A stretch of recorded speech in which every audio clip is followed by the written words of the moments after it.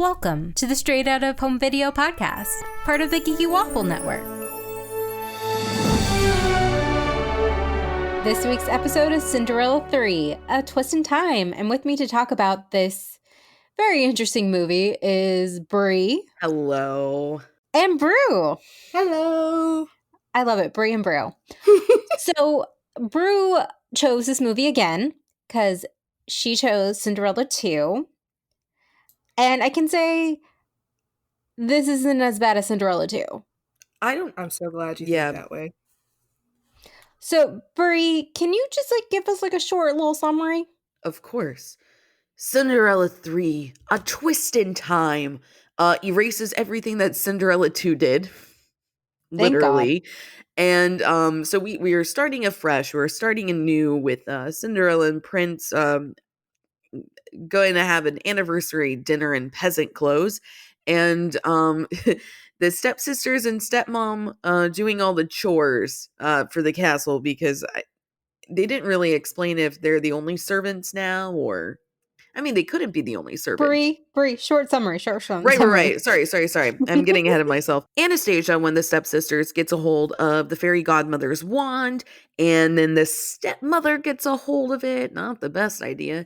And she somehow knows magic right away, because, she was never a witch. And she creates a twist in time, hence the movie title. And she goes back to where the prince's butler guy is trying to fit the shoe on everyone, and doesn't look so happy for our Cinderella.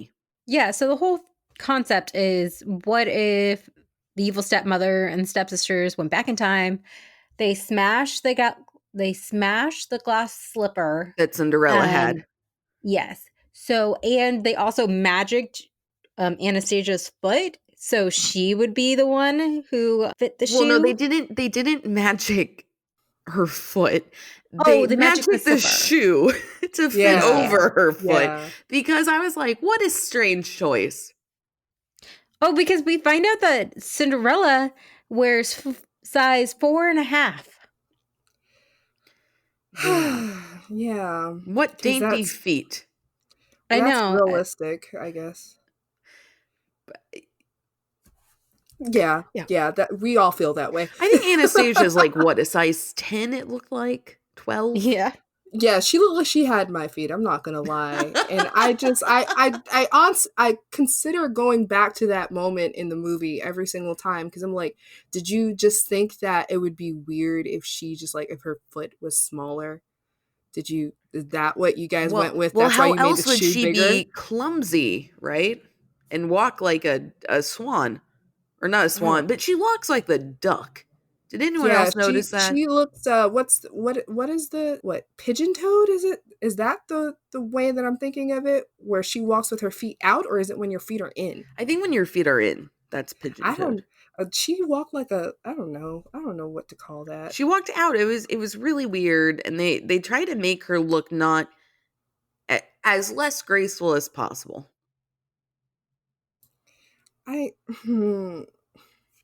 Okay, let's talk about some of the good things about this movie.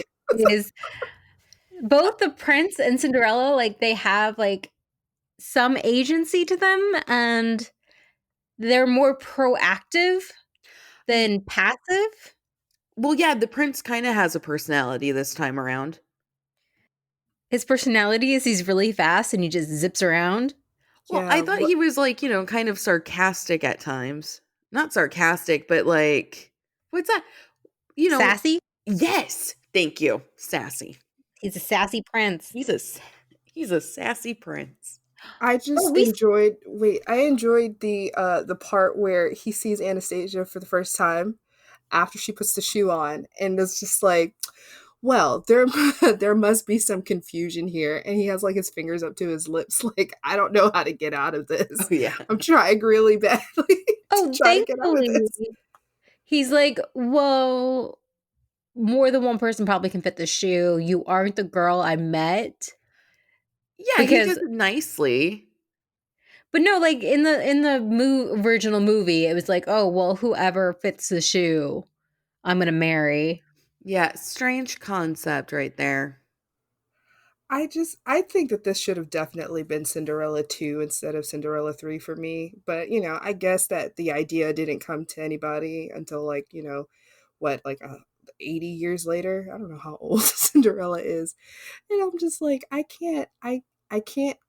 After watching the dumpster fire that Cinderella 2 was, like this just put me out of my mood for Cinderella 3. Like it didn't make any sense. And I'm a fan of continuity and uh consistency, and this was not it Well, at it's all. also because they erased everything that they set up for Anastasia in the second movie. So she had like a romance with a baker. We all remembered that. Yeah, it was a And huge redemption arc for her, and then like they completely erased it because they were like, we can do better. oh, And and they didn't. Candace, it's a huge redemption arc without what? Death. Death. You see, it could be Okay, done. so I've read that they were originally going to have Drusilla be the step daughter, which would have made more sense. Yeah. You mean the one who gets the shoe? Yeah, but they said that Anastasia was suited better because she was less mean in Cinderella 2. But if we're going by Cinderella 2, You it, completely it erased all of that anyway, so what did it matter? also, like, yeah, Cinderella was like friends with her stepsisters afterwards. Well, not Drusilla though, right? Drusilla was still kind No, of mean. Drusilla takes a lot more after her mom. Like there's a clear uh toxic value to stepmother, and Drusilla like just takes that. She What you were saying, Brew, was does anyone remember in the original Cinderella? I feel like Anastasia was still like the nicer of the two, They had no personality, I felt like. Yeah, they were just except straight for up mean. mean. Yeah. Oh, Yeah, for shit. sure. Yeah, I wonder why they chose Anastasia to get the redemption arc then, like in both I'm movies. I'm not exactly sure. Like it made sense, and like what I don't like is that in Cinderella 2, Cinderella was very, you remember that part where Anastasia was just like, after just being humiliated before talking to the baker, Cinderella's just like, look, I'm trying to be nice to you. And I guess that right there, like, just put Anastasia in her place. And she just started to be like, okay, well, Cinderella has always been kind to me. And then that's how we got like that redemption arc, which makes sense.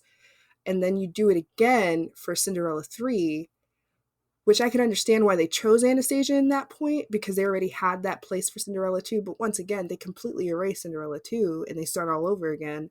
So you could have done anything. You could have used Drusilla. Yeah, and I understand them wanting to erase Cinderella 2 because it is not great. But the fact that they call this Cinderella 3, it makes it seem like it's a trilogy. Yeah. Yeah, they should just called it Cinderella: A Twist in Time.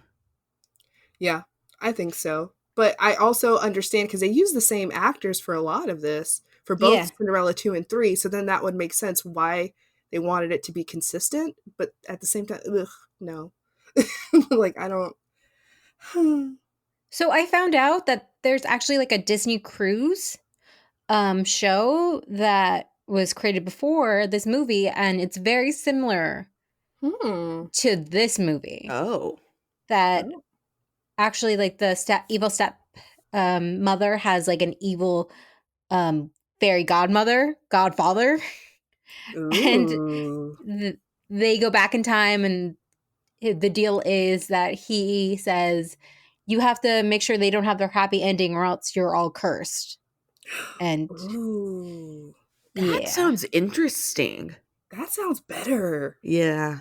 I was thinking about that. I was wondering while I was watching Cinderella 3, I was like, why didn't we get a story about, who was stepmother married to when she had Drusilla and Anastasia, or the fairy godmother's backstory. Like, I think that that would have been even more interesting to add to it.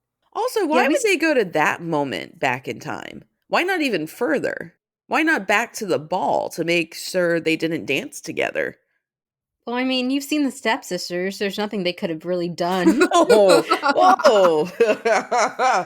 They just would have had a different protagonist at that point. I mean, they show the stepsisters like having a food fight and just being like really rude and mean and messy, and Yeah, they're not graceful. You would think that the stepmother would put them in like manner classes. But that's the thing they did in the first one. Yeah, They they took the did. music lessons, they did everything so that when the ball happened, they would know exactly what to do and exactly what to say. And then this movie just makes them look like they have no home training at all. But I would sure they would have to have some home training though. I don't know, because they just made them look stupid, which, I will say a lot of things about the stepsisters and the stepmother, but stupid was not one of them. They just got, outsmarted a lot. But this movie just made them look dumb. Like, they're just throwing food everywhere. And then, the stepmother is just like, she knows that this is how they are, and then she blames it on the Duke. And I was like, what? And you believe that? And you got him in trouble? Okay. Sure. Okay, let's talk about the stepmother and how like murderous she is. Oh. Because we know that like the Duke, like he's on like a razor's edge with the king, and the king's like, I'm gonna have you beheaded, dude. Just give me a reason. That was really dark for Disney to do with this movie. No, do you guys remember in the first movie? The king is nuts. Yeah, the king is like gonna murder someone, or at least sign someone's execution papers. Namely the Duke, because I remember that part and it was scary. Yeah.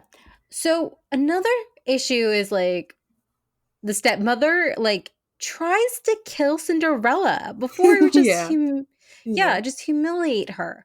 But this time around, she right before Cinderella's wedding to the prince, she puts her in a pumpkin carriage and then sends Lucifer as a human to like drive it off a cliff. Yeah. Yeah, stepmother's kind of mean because she was willing to kill her cat and her stepdaughter too. But that's the thing. I think she was just like, I've had it. And I was like, I'm going to kill that little rat. I mean, not in that voice, but. Wait, Brie, are you justifying her actions? No. But you also have I'm saying, like, I think that they made her, like, just, like, lose her shit. But also, she remembers everything. She remembers, Cinderella getting married the first time and not having any money and being poor and all of this stuff. But Cinderella, the new Cinderella for Cinderella 3, doesn't remember any of that. So to Cinderella, she's just like, why is she being mean to me? Like, no, I think she remembered.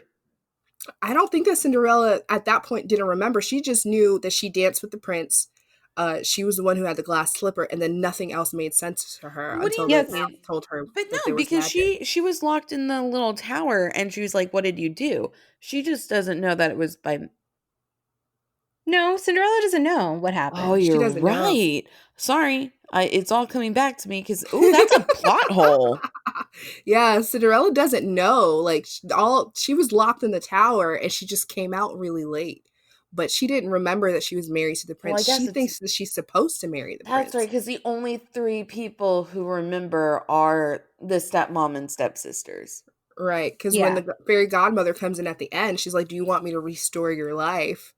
And she's like, what? Oh, that's right. They're both like, what? And then the fairy godmother is like, oh, blissfully unaware. Let's go with it. So they kind of like even undo like the first movie in a way. Yes. Yeah, they do. All the way up to the end. Yeah. Can we remember in the beginning when they were both dressed in their peasant outfits and the prince dumps water out of Cinderella's shoe and just puts it on her? That bothered me. I refuse to remember that part. I do not respond to it. It does not exist in my brain because that didn't, like, you're just walking around with a wet shoe while you're dancing and singing. That's weird. Oh my God, you guys. Well, no, it's weird because, okay, here's the thing. And this is a point I made because I made a note of this.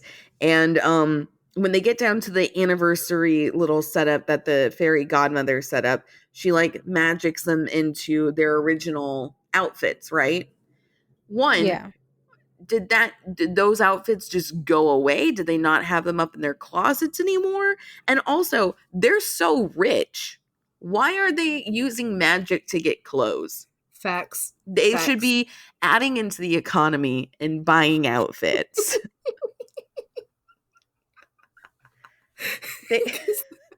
What you're saying makes so much sense. And it makes me so mad that Disney was just like, magic. Yeah, here's your dress and your suit again. Right? Like, I was just like, what? Like, don't they have those hanging up? Like, I'm confused. Hold up. Wait a minute. Okay, so was the prince's outfit the same outfit that he wore to the wedding in the first movie. Yeah, right? Yes. He already bought that. He didn't have magic for I that. know. That's what I'm saying. Oh my What? goodness. Okay, we're looking into magic. We're going off the deep end, guys. I feel off the deep end. Can we talk about the prince? He has more than 3 lines. It's really exciting, right? He still has no name. Yeah, he still doesn't have a name. I still call him first name Prince, last name Charming. Like, I wrote the prince is funny, Jim from The Office. He says, hold the trumpet. I know, I wrote that too. Hold the trumpet. And that's the one where he was magicked, by the way. The first time when into remembering Anastasia, and he's like walking, and then she's like bibbity bobbity boo, because apparently that's the only spell that works for that wand. And he gets magicked into replacing Anastasia dancing with him instead of Cinderella. And then he's like, hold the trumpet. Oh my goodness. Out of all the things you could have said, hold the horses is still a thing because they ride horses, and they just went with the trumpet. Like, once the trumpet starts, it don't stop. Like, you can't. So they also try to make the king like likable in a way, because before he was just like a guy with like anger management issues. Like scary. Yeah, he was super scary to me as a kid. Oh, no, that scene. I specifically remember that scene in Cinderella, and I am frightened. So he talks to to Anastasia. Yeah. And is like, oh, I'm married for love too. True love, you can tell by the touch of a hand, or something like that. And they kind of made the prince's mom slightly look like Anastasia, like the Disney princess version of Anastasia. Yeah. Which I actually enjoyed, because I feel like in the first Cinderella, they made reference to the prince's mom, but never really went into detail. So it was kind of nice to know a little bit of the backstory of the king and the prince and the mom. But what I don't appreciate was how they made the king's wife just terrible in that oil painting that they made of her, like doing a hold down, throw down. Like, that was just so disrespectful to all of us who can't dance, because I'm pretty sure that's what we look like in movement. Also, it was so big. It was like the biggest portrait in the entire room. But I want to say it's because Anastasia can't dance. And I think the king was like, oh, she looks like my queen who Like, can't that's dance. endearing.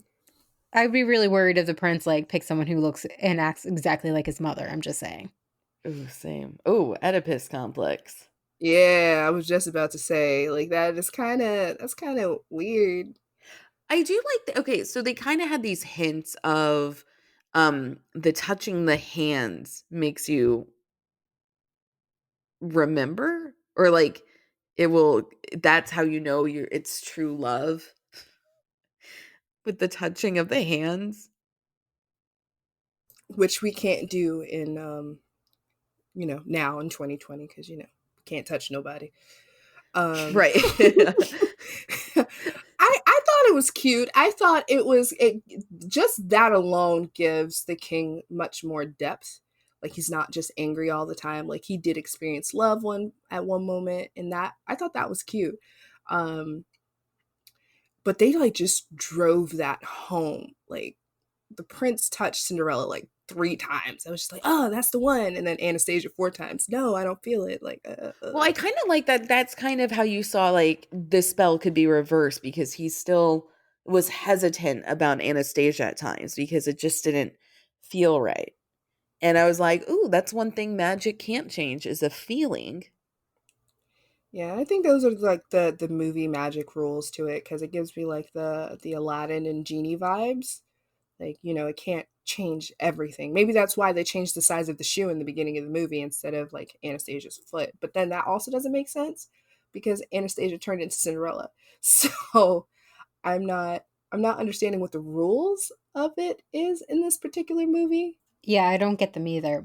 Oh, okay, so I found an interview with the director of Cinderella 3, and he said, Frank Nielsen, for the prince, they wanted to make him more modern, and in the press notes, they said they were looking to Hugh Grant as inspiration. Oh, which is probably why they try to make him a little funnier. Yeah, they try to make him relatable. He says he has a quiet humor that isn't very broad, but it's definitely there. In like how he looks at the world and how he speaks. Like when that man yeeted himself from the window, and right before that, he like gave this like smirk type weird smile. He's like, after the mice sing a song to the prince, oh my god, the mice at the ball, like. Wait, before that, Candace, can we just say how calm he was when Bird started like trying to get him to follow him, and he's just like, well, okay then. Yeah, so the birds are like, come on, and he's like, okay. So then the mice like try to talk to him, and the talking doesn't work, but apparently song and dance does. And so he's realizing like English. Yeah. So he's realizing like, oh, okay, Cinderella, he calls her because that's what the mice. Yeah. So he's like, oh no, they're sending her away. I gotta go get her. But he was so calm about the talking mice. Yeah, and he even complimented their song, even though she's about to be shipped off. Oh, he went like, back inside. He went back in and was like, great song, by the way. Yeah, because they finished the song after he leaves to do like the final closing number, and then he comes back, and I'm just like, you don't have time for this. You don't have a motorcycle. Go get the girl. But then he's like shouting like at his dad. He's like, the talking mice told me to go get her. And so the king's like, you're not going down the stairs. And I think a lot of us have seen the GIF. Like, I hadn't seen this movie, but I've seen the GIF. I hadn't seen the GIF. There's a GIF of it? Yeah. Oh my gosh. So there's a GIF of just like the prince like looking around, and he's like, well, I can't go down the staircase. So he just goes headfirst out the window. Yeah, he's like, okay. And then he just jumps like free falling. Oh my goodness. Yeah, it looks like somehow he makes it onto vines because it just looks like he just jumped his death. Yeah. Yeah, didn't he jump onto vines and then he like whistled for his horse and his horse was just like readily available? Yes, and then went and picked him up like an Uber. Yeah. Faster than any Uber though. That is also true. Wow. This is ridiculous. Horsepower. Just got the joke. Dun-dun-dun. Oh my god. Can we also talk about how Cinderella though so when she's in the pumpkin, and then she is trying to get out, the mice are with her, Lucifer as a human, which is oddly disturbing. And they're racing towards this cliff and she gets out. She looks kind of badass and like it's a good look for her. Oh, for sure. Like the distressed look she had her bangs out and her bun was a little bit messy and her dress was like a little bit ripped, but like not ripped from like Cinderella 1. It was just like enough for an apocalypse. I love that look on her. Yeah, dystopian Cinderella. Yes, I love that.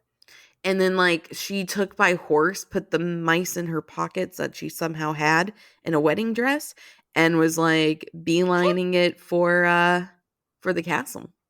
Like I think more wedding dresses should have pockets. I'm just saying. I think more clothes should have pockets. Oh, I'm sorry. am dying here. I forgot the best part of the pumpkin chase. Of the great pumpkin chase of 2020. Oh my God. When she kills Lucifer, she goes, bad kitty. Oh my God. Did you just forget that part, Candace? I just completely exit out of my mind. You've spent years of torment. This cat bullying you, abusing you, along with your stepmother and your stepsisters, and you say, bad kitty, as they fall to their death. That's the only thing you've thought of. That's it. That's like her action moment. Like, But she does kill him, right? Like, because you saw the magic with the pumpkin, it leaves. So does that mean he goes back to being a cat and he's a dead cat? I don't. You don't see Lucifer after that. I mean, he was a human. Yeah, but it's magic though. Because he never Lucifer appeared after that. No, we never see him. So I think it's safe to say, rest in peace, Lucifer. Oh, Poor cat. Bad cat. Bad kitty. I can't get over Why did that. she say that? I don't know. And she said it was such fierceness, too. Oh my goodness. Also, can I point out that the same actress who did Cinderella's voice is Avatar Kyoshi. I know I bring it up all the time, but just to hear Cinderella sad just makes me think of Avatar Kyoshi, and I'm like, what? Just kill him. Just kill him. Jennifer Hale. Yeah, just kill him. Kill him Oh, all. and something interesting is the actress who plays Drusilla also plays the fairy godmother in this movie. Really? Wow. Yes. What talent? I know. Okay, so guys, remember how Rotten Tomatoes scored Cinderella 2? Wasn't it higher than we all expected? It was What? 11. Yeah, That's okay, right. that's what I thought. Higher than I expected. Okay, so do you guys know, or do you guys want to guess what Cinderella 3 got? I on have Rotten no Tomatoes? idea, so I wouldn't mind guessing. Okay. I like to Go for guess, it. so that's why I don't look up these things. Yes, okay. Brew, do you know? I have no clue. I'm just gonna say a hot 7. You think 7? This got worse than Cinderella 2? Oh no, you're right. You're right. I'm gonna say okay. Cinderella 2 was 11, so I'm gonna say this was a 14. All right, This is out of 100. I'm gonna give it a 42. It got 75. Wow. What did the original get? 11. No. No, I the mean like the actual first original. Cinderella. The first Cinderella. Oh, the first. Oh, yeah. Okay, never mind. I mean, that's kind of hard to do because it's like they didn't have all the critics like online. Well, that's true. Okay.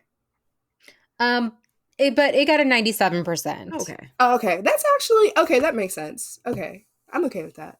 It's interesting, for movies that go back in time or trying to erase. I know we talk about them having Cinderella's stepmom having dark moments, and she's like always creeping up behind like some curtain.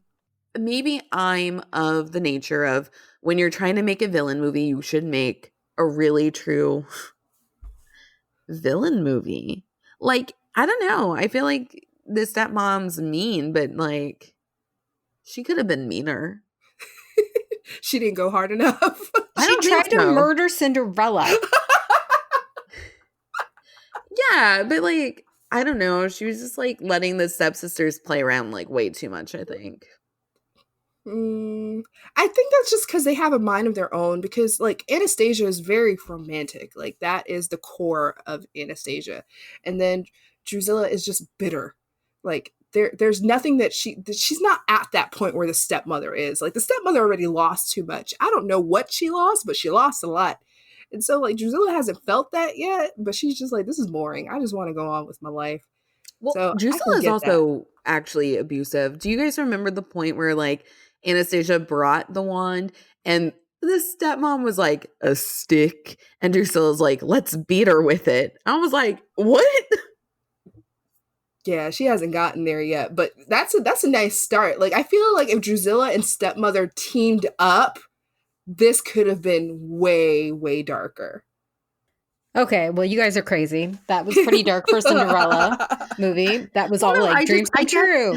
I guess I didn't expect to be laughing a lot during this movie, which I found like the three of us actually watched it on Discord together, we actually ended up watching it on Disney Plus all together. But talking to each other on Discord at the same time. And there's moments when the three of us were like hackling. But I don't know if it was like on purpose though. I feel like it unintentionally funny. Yeah. I feel like it was, because there was just some times where it's just like, there's no way to interpret this other than to laugh maniacally. And that's what we did. Especially when that man yeeted himself out the window. Oh, okay. I wanted to talk about one thing. Okay. So one of my favorite YouTube channels is it's called Sideways. And what they do is they talk about music. And they've done a really good job at talking about Disney music and the purpose for what Disney does with their music. It's all about emotions. So they talk, so they use a lot of dialogue. And when the emotion is too much for talking, they sing. And when the emotion is too much for singing, they dance. So the question that I have to you guys is, how did you feel about the music in this one compared to the first one and the second one? It was better than the second, but nothing can live up to the first. I feel like in certain Disney sequels they try too hard with the music. Does that make sense? No, Like, I see it. I see it. Yeah. like they don't fit. Like it sounded too poppy. Especially when Cinderella sang. I was like, what are you doing? Yeah, maybe I'm just spoiled by like, So This Is Love, A Dream Is a Wish Your Heart Makes. Like those are like iconic classic songs and they fit the emotion to the movies, but Mhm. these just didn't like I appreciate that Anastasia got her song, but why? Like, But also they don't sound I guess they don't sound in the vein of the first movie. So then it feels weird when you're yeah, hearing them sing a little more modern. Or is that just me? I don't know. yeah. No, completely agree. Yeah, because I think that the first one, especially when it takes place or when it was made, it makes sense and there is like this classical old school feeling to it. And then in the second one they tried really hard to make it very modern, like Disney Channel modern with the auto-tune and the But it and then sounded the like that one with this one too. Like that when Cinderella's first singing on screen, I was like, I'm already gonna hate this. Yeah, but I think they found like it was a weird balance between the first one and the second one. Like it was right in the middle, but it leaned more towards the second movie than it did the first one. And I think that's what messed it up too. So, would you guys recommend this for Disney fans? No. I mean, you know what? It's a little fun. Like, I mean, the thing is, we all had a good time watching it together. Yeah, and I think it should get its props for doing something different. I would recommend watching it with other people, but don't take it seriously. Don't look at it like it's the original movie. Right. No, it's definitely not the original movie. And No. compared to the second one, this is a masterpiece. Oh, absolutely. Yeah. I do like to say, apparently, Anastasia does get the happy ending with the baker, though, just in a portrait. Yeah, it's too confusing. We're trying to find the canon. Well, they made it canon again. They're like, oh, well, I guess she needs her baker. But it's stupid because she would have already been married to her baker, Ooh, I technically. have a theory on that. I have a Oh. theory. Okay, so okay, wait, no. The second movie happens like a week after they get married, right? Or something like that. It's very close to when they got married. And the third movie takes place maybe a year after they got married, after Cinderella and Prince Charming got married, or maybe 2 years or something. And I believe that Anastasia did get with this baker. However, we know that stepmother is very toxic and she broke up the relationship. And so, since they were redoing time all over again, either Cinderella or the fairy godmother got Anastasia with the baker once again. So, I enjoy that story, but I know that's like my head canon, so I'm going to roll with it. Drew, you have headcanons about the Cinderella trilogy. That's fair. That's fine. I'm not writing fan fictions yet, so we're Okay, okay. okay, okay. Okay. I'm just Okay. a little worried about you. Still healthy. Keyword Still healthy. yet. Okay, okay. Drew, can you tell people how they can find you online? I am now a writer for the Geeky Waffle, so feel free to check out the website for my new article that's coming out soon. You can also find me on YouTube under Brew Covers, Instagram, and Twitter under Sincerely Brew. Okay, and Brie, can you tell people how to find us? Of course, you can find us online at the Geeky Waffle, which, that's our website. You'll find all of the writers there and all of our podcasts. So feel free to check that out. Candace, our reign of Twitter, our reigning champ, Our queen. our queen. Yeah, that's better. Our queen geek of Twitter is on there at geeky_waffle and at Candace is a geek. And then we are actually gonna be starting a Discord group soon, so be on the lookout for that. Yeah, maybe we can watch some of these horrible movies together and it'll be fun. With Can't us. wait. Ooh. Because it's much more fun when you're actively watching it with people than, late at night by yourself. We can make this a drinking game. Ooh. Don't drink by yourself. Yeah, don't drink by yourself. Drink with us. Okay, well, we hope you all have a happily ever after until the sequel when your evil stepmother steals your fairy godmother's wand.